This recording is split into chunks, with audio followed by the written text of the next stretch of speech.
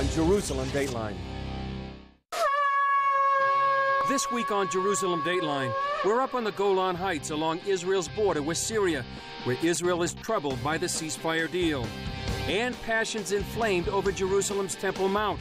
Plus, a report from America's last frontier, Alaska, and how it's becoming a home for refugees. And a look at how Israeli doctors are saving lives in Africa, plus a heartwarming visit to Jerusalem's Western Wall. Hello and welcome to this edition of Jerusalem Dateline. I'm Chris Mitchell, coming to you this week from the Golan Heights along Israel's border with Syria. The Syrian civil war has raged for 6 years and devastated the country. But now Israel is concerned about a ceasefire that presents a dangerous situation to the Jewish state. But first, let's take a look at the latest in the controversy over Jerusalem's Temple Mount. With chants of "with spirit and blood, we will redeem you, Al-Aqsa," thousands of Muslims prayed in and around Jerusalem's old city.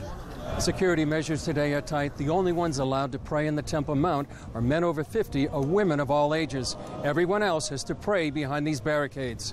Passions were inflamed last week after 3 Israeli Arabs exited the Temple Mount with guns and killed 2 Israeli policemen. Then they ran back to the Temple Mount compound and were killed by Israeli police. That is a situation that we will not put up with. That is a situation where security has to be tight and shut down in these areas, and that is why throughout the week we've had a heightened security in order to prevent a further terrorist attack from taking place. Jordan's King Abdullah initially condemned the attack, but the Jordanian parliament later praised it and prayed for the souls of the terrorists. Israel resisted international pressure to remove metal detectors at the Muslim entrance that it installed after the attack. The Waqf Muslim authorities called for the closure of all mosques and for Muslims to flood to the Temple Mount for Friday prayers. In comparison, anyone entering the Jewish Western Wall must pass through metal detectors and much more rigorous security. 3,000 policemen and additional soldiers were called in to secure Jerusalem, the old city, and the Temple Mount. From the controversy in Jerusalem over the Temple Mount, we come back here to the dangers Israel faces on its northern border. The ceasefire agreement was announced during the recent G20 summit when U.S. President Trump met with Russian President Vladimir Putin. President Trump discussed the agreement just days after the ceasefire in this exclusive interview with CBN founder Pat Robertson. Well, look, we had a good meeting. I think we had an excellent meeting. One thing we did is we have a ceasefire in a major part of Syria where there was tremendous bedlam and tremendous killing. And by the way, this is now 4 days. The ceasefire is held for 4 days. Those ceasefires haven't held at all. That's because President Putin and President Trump made the deal, and it's held. Now, I don't know what's going to happen. Maybe as we're speaking, they start shooting again. But this has held, unlike all of the other ceasefires that didn't mean anything.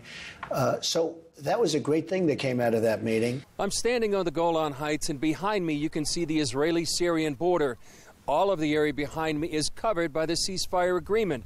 But according to reports, Israeli Prime Minister Benjamin Netanyahu doesn't share President Trump's optimism about the ceasefire agreement, and the main reason? Iran. When Netanyahu met recently with French President Emmanuel Macron, Israeli media reported the Prime Minister expressed deep disappointment with the ceasefire agreement.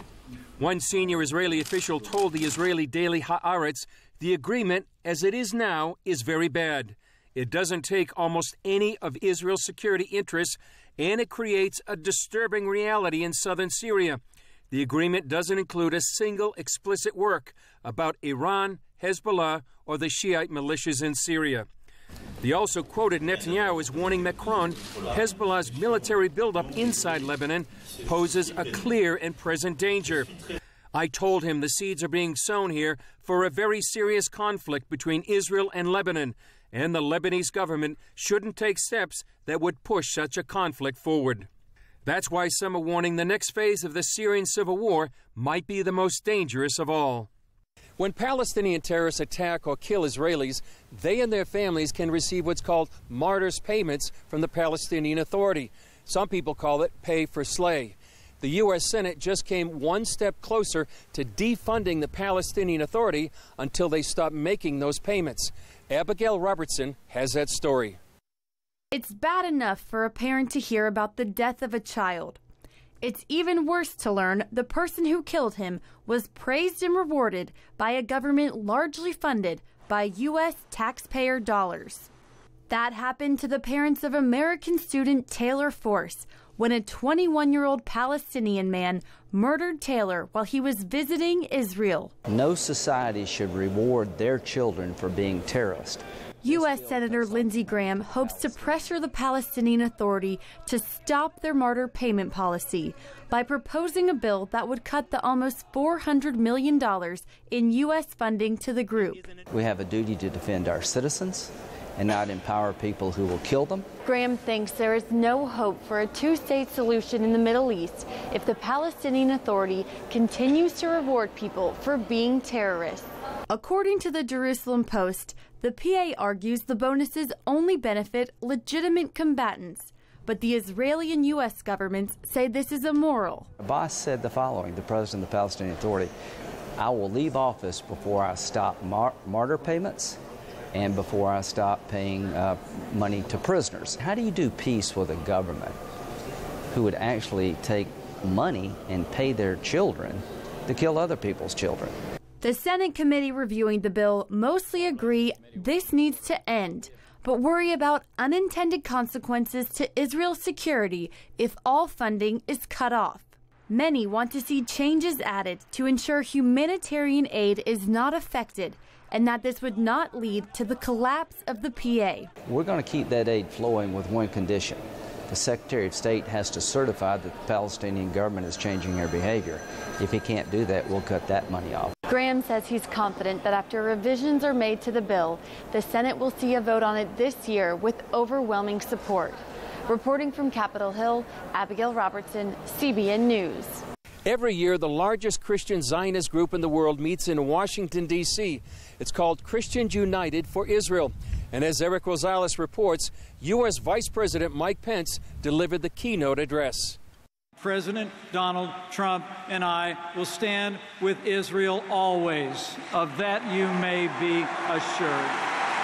Vice President Mike Pence promised a crowd of more than 5,000 at the Christians United for Israel summit that the U.S. Embassy in Israel will be moved from Tel Aviv to Jerusalem. It is not a question of if, it is only when. That's welcome news to founder Pastor John Hagee and a CUFI membership of more than 3.5 million. Hagee brought the crowd to its feet when he boldly said Israel is not an occupied territory. The Palestinians have no claim to Jerusalem. It belongs to the Jewish people. Many of those in attendance say it's not just about being politically correct, it's about being right with God and defending Israel. Many say that this summit allows them to be educated, to be able to go back home and defend Israel. Everybody's on the same page. Everybody's working toward the unity, and the scripture tells us to pray for the peace of Jerusalem. CBN's own Emily Jones highlighted the anti-Semitism taking place against Jews on college campuses. What is so disgusting is what was once reviled as blatant anti-Semitism is now called the new social justice movement, except this time there are no safe spaces for Jews. The vice president ended his speech by quoting Jeremiah 29:11 and then told the crowd that the best days of Israel are yet to come. Eric Rosales, CBN News, Washington. Coming up, from the Middle East to America's last frontier. Certainly a very different view from what people would think they would find in Anchorage, Alaska. Millions of refugees have fled from the Middle East. While more and more countries are closing their doors to these refugees, America's last frontier wants the world to know its doors are open. Caitlin Burke brings us this story from Anchorage, Alaska. They flee persecution, poverty, and war, willing to live in dangerous refugee camps or cross oceans in overcrowded boats. The government implemented the ethnic cleansing policy and then forcefully displaced that population out of the country. The latest Global Trends report from the UN notes that in 2015 alone, violence drove some 65 million people from their homes. That's more than the entire population of France. Instead of developing better asylum systems that are hospitable, that recognize the hardship and the difficulties and the reasons for people to flee, barriers are erected. And the barriers need not be physical. Sometimes they are legislative barriers. Grandi recently reported that the space needed to provide these people homes far outweighs the amount made available by governments. When people only hear or consider statistics, it becomes easier to ignore a crisis. But behind these numbers are people and families, torn from their lives, their homes, and driven into exile. Here in Anchorage, Alaska, the city is working on new policies to help integrate the immigrants and refugees who resettle here. You can walk through any store, down any street, and not know how many different languages you just heard. It's a continual intercultural arena here, and for us that has given us certainly a very different view from what people would think they would find in Anchorage, Alaska. In 2016, the city won a grant to promote inclusiveness for immigrants and refugees. We really want to help try and figure out who we've got and how do we start working with businesses, with government, with the university to make sure that we're really giving them that opportunity to succeed. As part of that strategy, the Anchorage Community Land Trust is focused on revitalizing Mountain View, one of the country's most diverse neighborhoods. We have people from literally every corner of the earth in this one little small footprint. Every day it's this little experiment of people coming together to call this one place home. In its efforts to transform Mountain View, the Land Trust asks a lot of questions. It then takes action based on what it learns from residents. Mountain View was always seen as a last resort community, and we saw that in resident tenure. So people would stay on average 0 to 2 years. Since revitalization has been taking place, people are staying longer. The average tenure now is 2 to 5 years. Catholic Social Services is among the groups helping refugees succeed after they've relocated. Over the past 5 years, we have resettled a little over 700 refugees here in Anchorage. Lisa Aquino told us about specific challenges that refugees face when they finally find a place to start a new life. On average, a refugee that's resettling in the United States has been displaced from their home for, I think, 17 years. So imagine that. I mean, they haven't been able to have a home where they could live, where they could safely send their child to school, where they could have a job and save money for a very long time before they've come here. CSS then works with refugees on making the transition to Alaska by helping with language, job skills, and surviving the harsh climate. Hari Coughley resettled here in 2009. He quickly learned English and found a job, determined to be successful in his new home. Refugees work very hard. They are very dependable person. Once they get the job, they will keep the job. And they have very strong determination that I have to do something. I have to, to come up from the bottom level. Going forward, Anchorage will continue to explore what makes its city a place for people to come, stay, and succeed. Caitlin Burke, CBN News, Anchorage, Alaska. Up next, a look at one of our favorite stories, Save a Child's Heart. It's the locals who are doing with the supervision from the Israel team. The relationship between Israel and African nations is getting stronger and stronger. Just a couple of weeks ago, a team from Save a Child's Heart performed life-saving surgeries in Ethiopia. A similar team went to Tanzania last year, and CBN's Middle East correspondent Julie Stahl was there. Dar es Salaam is the largest city in the East African country of Tanzania. This is the Cardiac Institute at the Muhimbili Hospital in Dar es Salaam. Tanzania has 50 million people, yet it's the only place in the entire country that performs heart surgeries. Last year, the Jakaya Kikwete Cardiac Institute saw 25,000 patients and performed 270 surgeries. That's not nearly enough. Help is needed, and the Israeli organization Save a Child's Heart is answering the call by partnering with the Muhimbili Hospital. At the Wolfson Medical Center, doctors give their time to save a child's heart. Over the years, they've saved the lives of more than 4,000 babies and children from Africa, South America, Asia, and the Middle East. And there's more. For us, just bringing children to Israel, it's nice, it's important, but it's not as good as treating them here at home. Cardiologist Dr. Sagi Asa is one of 35 doctors and other staff who brought their talent and care to Dar es Salaam for a week-long mission. For the healing process of a child, it is as important as the surgery itself. To be in your environment, treated by your physicians, speaking your language. They performed 12 surgeries, 21 other procedures, and screened 125 children for heart issues. That number included 7-month-old Whitney. She needed surgery to separate the blood vessels to her heart. CBN News received a rare opportunity to document the surgery performed by the team of Israeli and Tanzanian doctors. And if not treated at the first year of life, that might be irreversible. And this patient would grow up and die miserably at the age of about 20 or so. Whitney's mom, Lydia Ahilanai, said she knew her daughter's case was uncommon. I was very scared. Then I asked, have you ever did an operation like that to the other kids apart from this? They said no. But at Israel, we used to do it. So they are going to be successful. And that means that she would be able to live like a normal life expectancy, have children, be like a normal child. But the work of Save a Child's Heart doesn't stop there. It's not the volume which counts here, it's that capacity building. And that's why you see the operations are complicated, but it's the locals who are doing with the supervision from the Israel team. Professor Mohammed Janabi, director of the Cardiac Institute, knows it's an uphill task.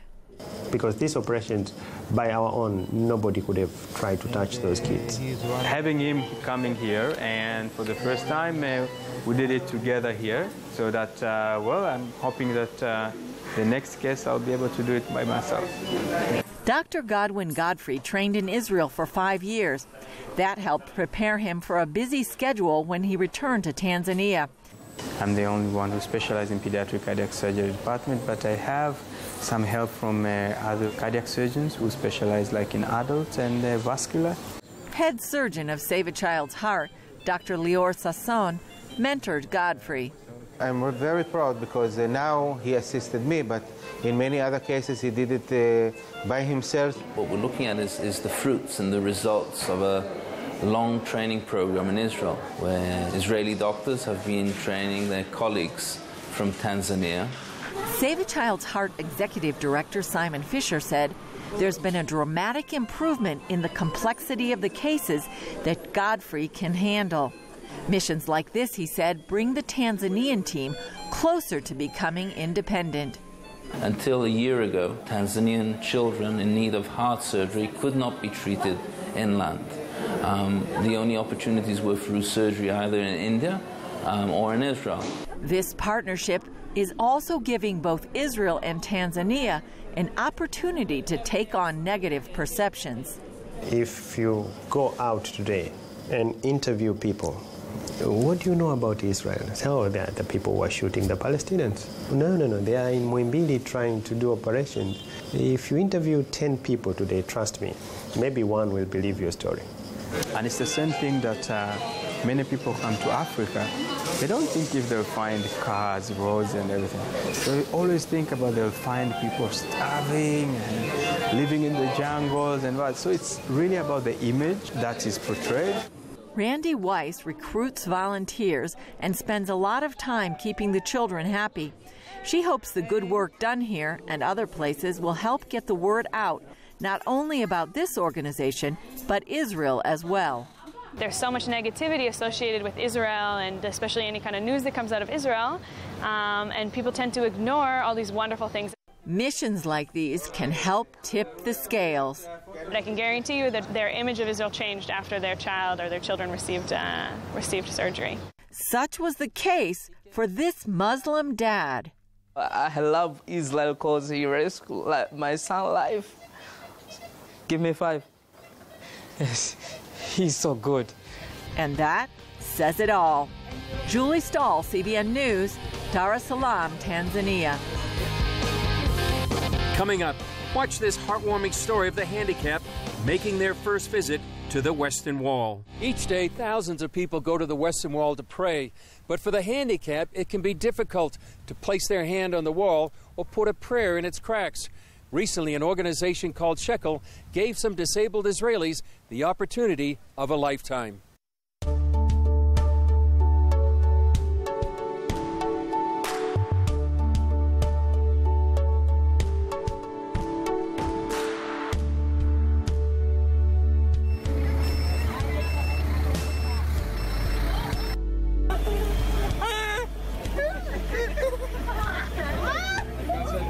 The kotel is often considered a basic cultural right of every Israeli.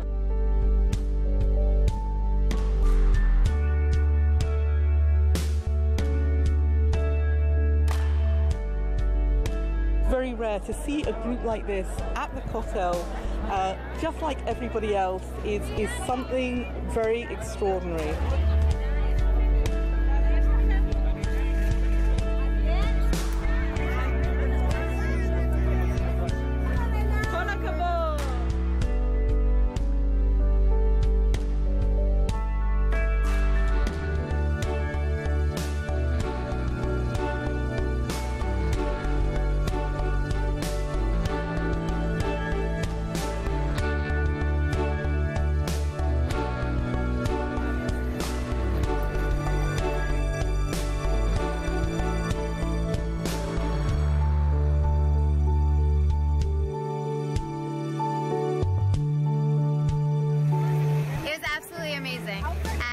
Something that they never get to do, and it was just so special to be able to be here with my patients.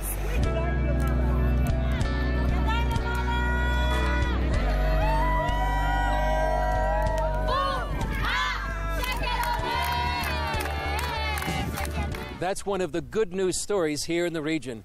It's also an example of what you can see on our Facebook, Twitter, Instagram, or YouTube. And if you have a question about what's happening here in the Middle East, you can visit any one of our channels. We'd also like to say hello to our Kiwi viewers watching us on Shine TV in New Zealand. Thanks for joining us, and to all our other viewers around the world. That's it for this edition from the windy Golan Heights. I'm Chris Mitchell. We'll see you next time on Jerusalem Dateline.